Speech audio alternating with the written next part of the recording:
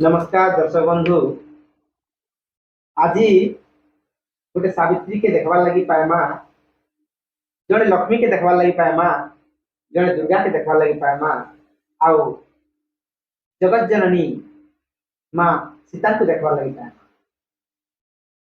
आपण मैंने भावुथिबे जे अनेक गुड़िए कलाकार साक्षात्कार आज यूट्यूब चैनल रे हमर प्रेम यूट्यूब चैनल रे निया हवा किंतु हेंता नहीं से दर्शक बंधु।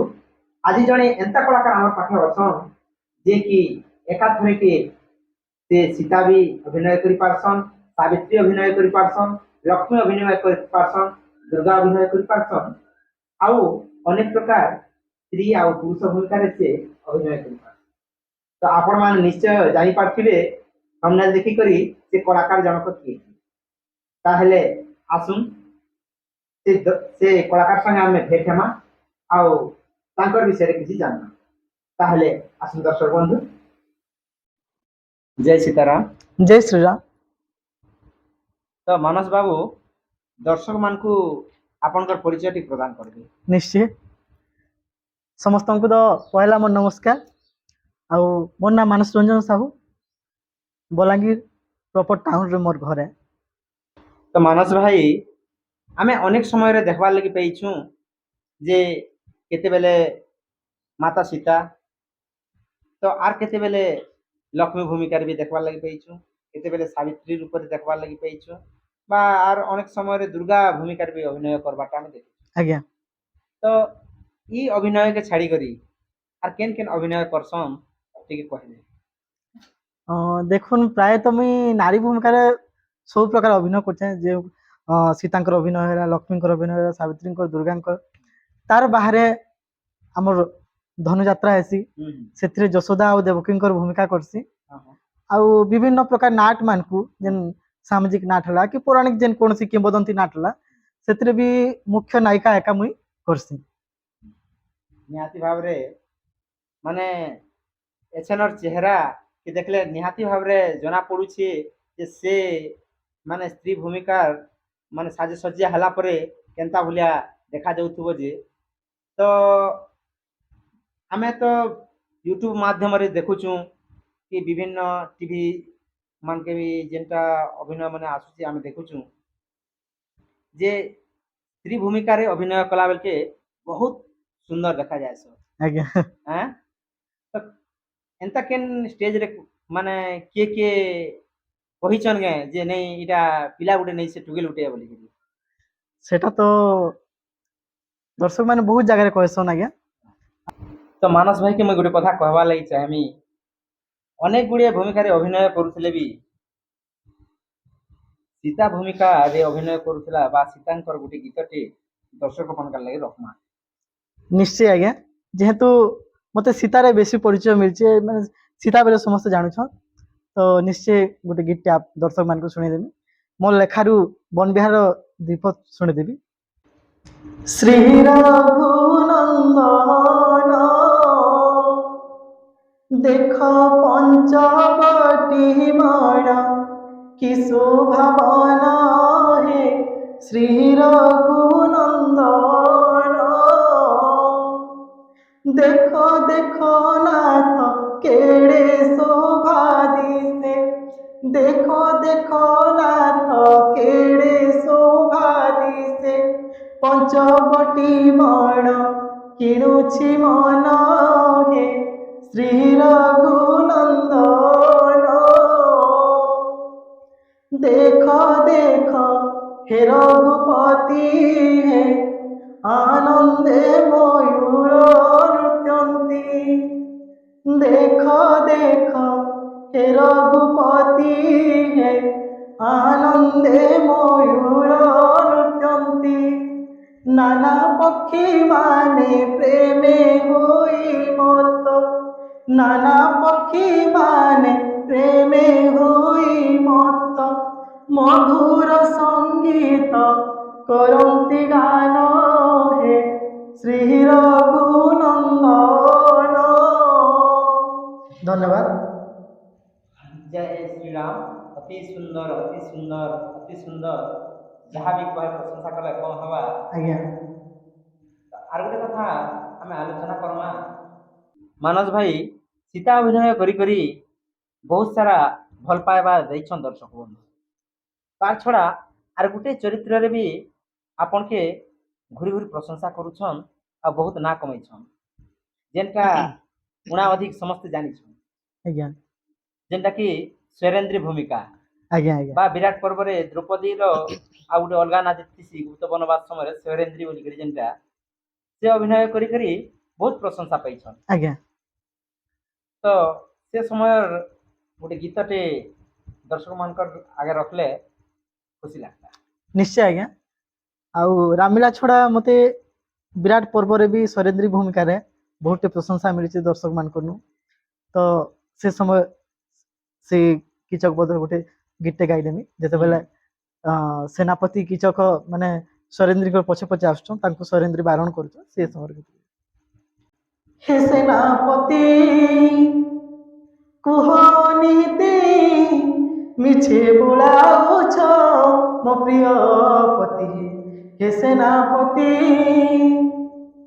ମୋ ପିତା ଦ୍ରୌପଦ ଜାଣ ବରିଲେ ରାଜା ଗଣ ଲକ୍ଷେ ରାଜା ସିଣ ବସିଲେ ସବାରେଣ ଯେ ଲାଖ ବିନ୍ଧିବ ପୁଣ କନ୍ୟା ମନେ ବଜାଣ ସେତେବେଳେ ଲୁଚି ଥିଲ କାହିଁକିରେ ହେ ସେନାପତି କୁହ ନୀତି ମିଛେ ବୋଲାଉଛ ମୋ ପ୍ରିୟ ପତିରେ ହେ ସେନାପତି। ଧନ୍ୟବାଦ। अति सुंदर अति सुंदर अति सुंदर। तो मानस भाई जेकोसी नारी चरित्र के बहुत सुंदर भाव में निभाई पार्श्व दर्शक मान भी बहुत खुशी हेसन। आउ स्वरेंद्री अभिनय कर कि सीता अभिनय कर कि आर विभिन्न माने स्त्री भूमिका रे अभिनय कले सबुथी सुंदरी सीता सुंदरी स्वरेंद्री आर जहाँ भी तार पूर्व सुंदरी गुटे मिसी जाएसी ଆଜ୍ଞା सुंदरी उपाधि कहले चले। ଆଜ୍ଞା ଆଜ୍ଞା तो ई जेन सुंदरी सीता बा सुंदरी स्वरेंद्री अभिनय करबाटा केनता कर पहला हला बा कला रे केबे पहला कर पात देना। ଆଜ୍ଞା ଦେଖୁନ୍ ଆମର ତ କଳାକାର ଫ୍ୟାମିଲି ମୋର ବାପା କଳାକାର ମୋର ଭାଇ କଳାକାର ମୋର ମା କଳାକାର ଇଭିନ୍ ଆମର ଏଣ୍ଟାର ମାନେ ପରିବାର ସମସ୍ତ ସଦସ୍ୟ ଗୋଟେ ଗୋଟେ କଳାକାର ସମସ୍ତେ ରାମଲୀଳା ସହିତ ଜଡ଼ିତ ବା ଅନ୍ୟ କୌଣସି ଆମର କି ପେଣ୍ଟର କଳା ସହିତ ଜଡ଼ିତ ଅଛନ୍। ତ ଆମର ପଡ଼ାରେ ଆମେ ଯେତେବେଳେ ରହୁଥିଲୁ ବଲାଙ୍ଗୀରରେ ତ ସେନ ପାରାୟଣ ହଉଥିଲା ଆଜ୍ଞା। ତ ପାରାୟଣରେ ବିଭିନ୍ନ ଚରିତ୍ର କରୁଥିଲି କେବେ ସୀତା ହଉଥିଲି ତ କେବେ ସୁଭଦ୍ରା ହଉଥିଲି ଏନ୍ତା କରି ଟିକେ ଟିକେ ମୋର ଇଚ୍ଛା ବଢି ବସିଲା। ତ ଗାଁକେ ଯାଉଥିଲୁ ଗାଁଟା ଆମର ଲୋସିଆ ବୁଡ୍ଡା ତ ସେନ ବାପା ସୀତା ଭୂମିକା କରୁଥିଲି। ଯେତେବେଳେ ଗାଁରେ ଯାଉଛ ରାମଲୀଳା ସମୟରେ ବାପାଙ୍କୁ ଦେଖିଲେ ମୋର ବି ଗୋଟେ ଇଚ୍ଛା ଥାଏ ଯେ ନାଇଁ ଇଟା ଚରିତ୍ରକୁ ମୁଁ ଆର ଭଲ କରିପାରିବି। ତ ମୋର ଅଜା ଶ୍ରୀଯୁକ୍ତ ବୀରବଲ ସାହୁ ସେ ତ ନାଇଁ ନ ଏବେକା ମତେ ବହୁତ ଭଲ ପାଉଥିଲେ ଆଉ ସେ ମତେ ସବୁବେଳେ କହନ୍ତି ତୁଇ କରିପାରିବୁ ଲକ୍ଷ୍ମଣ ଭୂମିକା ଲକ୍ଷ୍ମଣ ବାହାରି ପାରବୁ ଯେ ହଁ ବାହାରି ଦେବେ କାଣା ଅଛି କିନ୍ତୁ ମୁଇଁ ନି ବାହାରେ ଲକ୍ଷ୍ମଣ ମୁଇଁ ସୀତା ବାହାରମି କାଁ ସୀତା ବାହାରବୁ ମୋର ବାପା ବାହାରୁଛ ମୁଇଁ ବାହାରମି ଆର ଭଲ କରିବ ମୋର ବାପା ନୁ ଏଇଟା ଥିଲା ମୋର ଜୁନୁନ। ତ ବାପାଙ୍କୁ ଦେଖିଲା ପରେ ଏଇ ସମୟରେ କାଣା ହେଇଛି ରମାକାନ୍ତ ମିଶ୍ର ବୋଲିକି ଚନ୍ଦ୍ରପୁର ଦେଓଗାଁ ଚନ୍ଦ୍ରପୁର ଯେନ୍ ସୀତା ଅଛନ୍ ବର୍ତ୍ତମାନ ତାଙ୍କଟା ୟୁଟ୍ୟୁବ ମାଧ୍ୟମରେ ମୁଇଁ ଦେଖିଲି ଆଉ ବହୁତ ଖୁସି ଲାଗେ। ଆଉ ତାଙ୍କର ଯେନ୍ ହସ୍ତକ ମାନେ ତାଙ୍କର କହିବା ଷ୍ଟାଇଲ ଗୀତ ଗାଇବା ଷ୍ଟାଇଲଟା ମାନେ ସେ ପ୍ରତି ମୁଇଁ ଆକର୍ଷିତ ଥିଲି ଆଉ ବହୁତ ବଢିଆ ଲାଗିଲା ମତେ। ଆଉ ଭଗବାନଙ୍କର ଦୟା ହେଲା ଆଜିକେ ସେମକୁରୁ ଟିକେ ଟିକେ ଦେଖି ୟୁଟ୍ୟୁବରୁ କିଛି କିଛି ଦେଖିକରି ବାପାନୁ କିଛିଟା ଶିଖିକି ମୁଇଁ ବଢଲି ଆଗକେ ଆଉ ଆଜ୍ଞା। मानस भाई निपुण अभिनय करबार पछरे जहाँकर हाथ रहसी बा जे एते निपुण अभिनय शिखैछन से होछन आपनकर गुरु। ଆଜ୍ଞା आपण निहाती भाबरे काहा ठानु इ निपुण अभिनयटा शिखिथिबे। ଆଜ୍ଞା ଆଜ୍ଞା तो आपनकर गुरु किए? ଟିକେ ପୂର୍ବରୁ ମୁଁ କହୁଥିଲି ଯେ ବାପାଙ୍କନୁ ଦେଖିଛେ ସବୁ ତ ସେଥିଲାଗିକା ମୋର ବାପାକେ ମୁଇଁ ଗୁରୁ ମାନସି। ତାର ପରେ ପରେ ମତେ ନାଟ କାଣା ଶିଖାଲି ସେ ହଉଛନ୍ ମୋର ଶିକ୍ଷକ ମୋର ଗୁରୁ ଶ୍ରୀଯୁକ୍ତ ସଚିଦାନନ୍ଦ ସାହୁ। ତାରପରେ ନରେନ୍ଦ୍ର ନିଆଲ ବୋଲିକରି ଜଣେ ଆମର ବଲାଙ୍ଗୀରରେ ମୋର ମାମୁଁ ଜଣେ ହେବେ ସେ ମତେ ରାମିଲା କାଣା ରାମିଲା କେ ନେଇଲେ ସେନକେ ଆମର ବଲାଙ୍ଗୀର ଗୋଟେ ରାମିଲା ହେଇଛି ଆପଣ ଜାଣିଥିବେ ତ ସେନ ଆମର ଗୁରୁ ଯିଏ ଅଛନ୍ ଶ୍ରୀଯୁକ୍ତ ବାଲମୁକୁନ୍ଦ ବେହେରା ତାଙ୍କର ତଦାରଖରେ ଏବେକା ଆମେ ରାମିଲା କରୁଛୁ ସେନ ତ ସେନକେ ଯାଇକରି ଗୁରୁ ଶ୍ରୀ ନରେନ୍ଦ୍ର ନିଆଲ ନେଲେ ମତେ ଆଉ ସେନ ରାମିଲା ସୀତା ବାହାରିଥିଲି ବର୍ତ୍ତମାନ 5 ବର୍ଷ ହେଲାନ ମଦନପୁର ରାମପୁର ବୋଲି ଗୋଟେ ଜାଗାଟେ ଅଛି ଆପଣ ଜାଣିଥିବେ ସେନ 5 ବର୍ଷ ହେଲାନ ମୁଇଁ ସୀତା ଭୂମିକା କରିଥାଏ ତ ସେନ ଯେନ୍ ଗୁରୁ ଥିଲେ ଶ୍ରୀଯୁକ୍ତ ଶୈଳେନ୍ଦ୍ର ପ୍ରସାଦ ଆଚାର୍ଯ୍ୟ ସେ ମତେ ଆକ୍ଚୁଆଲ ଶିଖାଲେ ଯେ ସୀତା କାଣା ରାମଲୀଳା କାଣା ସେ ମତେ ଜଡ଼ିତ କଲେ ଯେ ରାମଲୀଳାର ଭାଷା କାଣା ତାଙ୍କର ମୁଁ ବହୁତ କିଛି ଶିଖିଛେ ଆଉ ବର୍ତ୍ତମାନ ମୋର ଗହଣରେ ସେ ନାହିଁ ନ ତାଙ୍କର ଆହୁରି କିଛି ଶିଖାବାର ଥିଲା ବଲାଙ୍ଗୀର କାଁ କରି ସାରା କଳାହାଣ୍ଡିରେ ମତେ ଗୋଟେ ଏନ୍ତା ଜାଗାରେ ଥୁଇ ଦେଇକିରି ଗଲେ ସେ ହଁ ସେଥିଲାଗି ତାଙ୍କର ପାଦେ ମୋର ବହୁତ ବହୁତ ନମସ୍କାର ତାପରେ ସୀତା ଛଡ଼ା ମୁଇଁ ଯେନ୍ ଚନ୍ଦନ ଯାତ୍ରାରେ ସରେନ୍ଦ୍ରୀ ଭୂମିକା କରୁଛେ ହଁ ହଁ ସେଟା ବି ଜଣେ ମୋର ବଡ଼ ଭାଇ ହୁଁ ପ୍ରକାଶ ମିଶ୍ର ହୁଁ ଦେଓଗାଁ ରାୟପାଲି ତାଙ୍କର ଘର ସେ ମତେ ଏନ୍ତା ତାଙ୍କର ସାଙ୍ଗେ କଥା ହଉ ହଉ ସେ ମତେ କହିଲେ ଯେ ଭାଇ ତମେ କରୁଣା ବାହାର ହୁଁ ବଢିଆ ହେବା ହୁଁ। ଯେହେତୁ ସେ କରୁଣା ବାହାରସନ୍ ହୁଁ ଆଉ ମାନେ ପଶ୍ଚିମ ଓଡ଼ିଶାରେ ନା କରିଛନ୍ କରୁଣା ଭୂମିକାରେ ଠିକ ଅଛି ଦାଦା ବୋଲିକି ତାଙ୍କର ଗୀତ ଗୁତ ଆଣିକରି ଶିଖିଲି ହୁଁ। ସେ ଶିଖାଲେ ମତେ ହୁଁ। ତାପରେ ଯେତେବେଳେ କରୁଣା ବାହାରିଲି ହୁଁ। ସେ ନିଜେ ଏକା କହିଲେ ଯେ ସରେନ୍ଦ୍ରୀ ବାହାର ଭାଇ ବଢିଆ ହେବା ହୁଁ। ଆଉ ତମେ କରୁଣା ଲାଗି ତମର ମୁହଁର ଏକ୍ସପ୍ରେସନ ଏଇଟା ମାନେ ନାଇଁ ନ ହଁ ଯେହେତୁ ସୀତା ବାହାରି ବାରି ତମେ ସୀତା ଟାଇପ ର ହେଇଗଲ ନ ହୁଁ ସରେନ୍ଦ୍ରୀ ଏକା ବାହାର ବହୁତ ବଢିଆ ହେବା ଠିକ ଅଛି ଦାଦା ବୋଲିକି ସେ ଗୀତ ମାନେ ଦେଲେ ଆଉ ସେ ଶିଖାଲେ ସରେନ୍ଦ୍ରୀ ସେଦିନ ବାହାରୁଛେ ତାଙ୍କର ଠାନେ ବି ମୋର ଚିର ନମସ୍ୟ ସେ ବି ଯେନ୍ ଗୁରୁ ମାନେ ଏନ୍ତା ଭଳିଆ ଗୋଟେ ମାନେ ଚରିତ୍ର ସୃଷ୍ଟି କରିଛନ୍ ବା ଗୋଟେ ସୀତା ସରେନ୍ଦ୍ରୀ ବା ଅନ୍ୟାନ୍ୟ ଯେନ୍ ଭୂମିକାରେ ନିଖୁଣ ଅଭିନୟ କରବାର ଶିଖେଇଛନ୍ ସେ ଗୁରୁମାନଙ୍କର ପାଦ ତଲେ ମୋର ନମନ ଆଉ ଯାହାର କଥା କହୁଥିଲ ଯିଏକି ସ୍ୱରେନ୍ଦ୍ରୀ ବା କରୁଣା ଭୂମିକା ଶିଖିଥିଲେ ସେ ଭାଇକୁ ବି ବହୁତ ବହୁତ ଧନ୍ୟବାଦ ଯେ ଯାହା ବି ହଉ ଏନ୍ତା ଭଳିଆ ଗୋଟେ ସ୍ୱରେନ୍ଦ୍ରୀଟେ ଦେଖବାର ଲାଗି ଆମକେ ସୁଯୋଗ ଦେଲେ ଆଜ୍ଞା ମାନସ ଭାଇ ତମର ଆଖିକେ ଦେଖଲେ ଏନ୍ତା ଲାଗୁଛେ ଯେନ୍ତା କି ମା ଦୁର୍ଗା ସତେ ଯେନ୍ତା ତାଙ୍କର ଦୁଇଟା ଆଖି ଆପଣଙ୍କୁ ଦେଇ ଦେଇଛନ୍ ବୋଲିଆ ଆଜ୍ଞା ମହାଦୁର୍ગે ମହାଭାगे ତ୍ରାହି ମମ ଶଙ୍କର ପ୍ରିୟ ମହିଷାଶୃଙ୍ଗ ମଦତ ମତେ ପ୍ରଣତସ୍ମି ପସୀଦମେ ଆଜ୍ଞା ମା ଜଗତଜନନୀ ଦୁର୍ଗା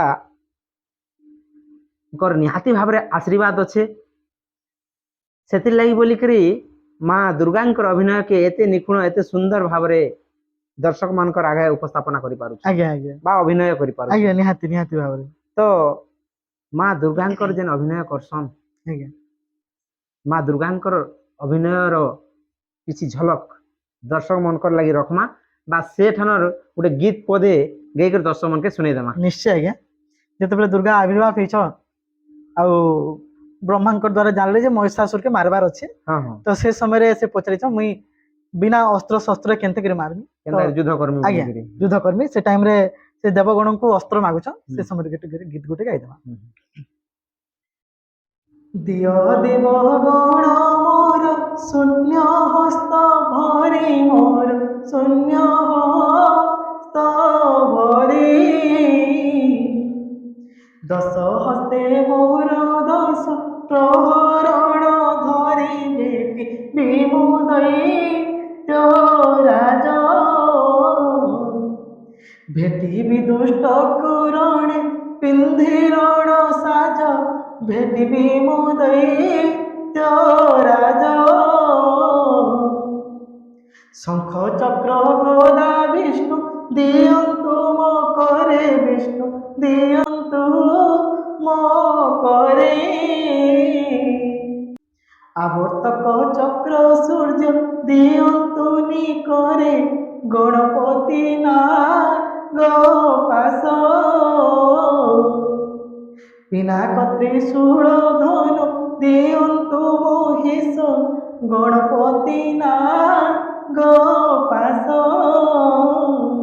ଧନ୍ୟବାଦ ବହୁତ ସୁନ୍ଦର ଲାଗୁଛି ଆଉ ଯେତେ ଗୀତ ମାନେ ଶୁଣୁଥିଲେ ବି ଆଉ ଗୋଟେ ଗୋଟେ ଗୀତ ଶୁଣବାର ଲାଗି ଇଚ୍ଛା ଲାଗୁଛି। ଆଜ୍ଞା ତ ଆର ଗୋଟେ କଥା ମୁଇଁ ମାନସ ଭାଇକେ ପଚରାବାର ଲାଗି ଚାହିଁମି ଯେ ପ୍ରତ୍ୟେକ ଜ୍ୟେଷ୍ଠ ଅମାବାସ୍ୟାରେ ବଲାଙ୍ଗୀରରେ ଗୋଟେ ନାଟ ପରିବେଷଣ ହେସି ଯେନ୍ଟା କି ବହୁତ ଚର୍ଚ୍ଚିତ ଆଜ୍ଞା ଆଜ୍ଞା ମହାସତୀ ସାବିତ୍ରୀ ବା ସାବିତ୍ରୀ ସତ୍ୟବାନ ବୋଲିକଲେ କହେସନ୍। ଆଜ୍ଞା ତ ସେନେ ସାବିତ୍ରୀ ଅଭିନୟ କରସନ୍ ଆପଣ। ଆଜ୍ଞା ଆଜ୍ଞା ତ ସେ କଥା ଯେତେବେଳେ ମୁଇଁ ଆଲୋଚନା କରୁଛେ ମୋର ଆଖି ଆଗରେ ନାଚି ଯାଉଛି ସେ ଦୃଶ୍ୟ ମାନେ ଯେ ଯେତେବେଳେ ପ୍ରଭୁ ଦେବଦେବ ମହାଦେବକେ ପୂଜା କରବାର ଲାଗି ସାବିତ୍ରୀ ହଁ ଆସୁଥିସନ୍ ହଁ ହଁ ସଖୀଙ୍କ ଗହଣରେ ବିଭିନ୍ନ ପ୍ରକାର ଦୃଶ୍ୟ ସବୁ ହଁ ହଁ ଆଜ୍ଞା ହୃଦୟସ୍ପର୍ଶୀ ଆଜ୍ଞା ଆଜ୍ଞା ବହୁତ ସୁନ୍ଦର। ଆଜ୍ଞା ତ ସେ ଅଭିନୟର ବା ସାବିତ୍ରୀ ସତ୍ୟବାନରେ ଯେନ୍ ଅଭିନୟ କରছে ସାବିତ୍ରୀ ଆଜ୍ଞା ସେ ସାବିତ୍ରୀ ଅଭିନୟରୁ ଗୋଟେ ଡାୟଲଗଟେ ଦର୍ଶକ ମାନଙ୍କର ଲାଗି ରଖମା ଆଜ୍ଞା କିନ୍ତୁ ଡାୟଲଗଟା ଗୋଟେ ପେଥେଟିକ୍ ଡାୟଲଗ ହେବାର ଅଛି।